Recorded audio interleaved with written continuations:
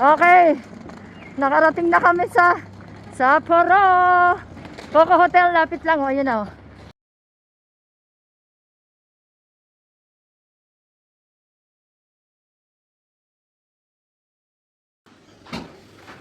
Okay.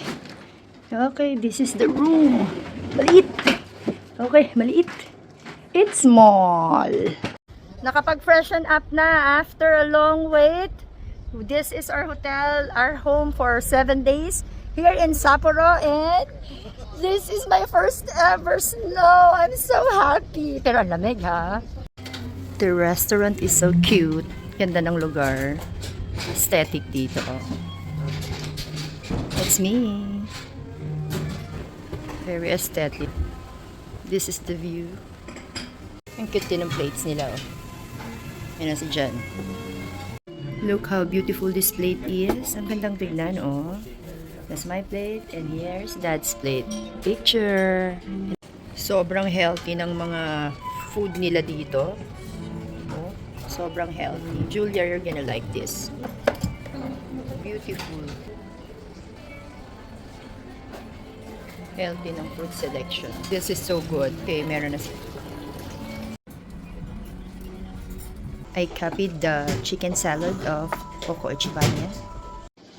Okay, after 7 days of staying here at Coco Hotel Ekame in Sapporo, it's comfortable.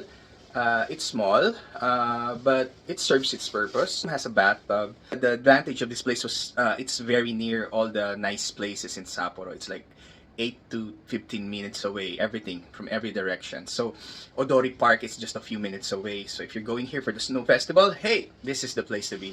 Price point, medyo mahal kasi syempre snow festival, tapos walking distance nga away from the Odori Park.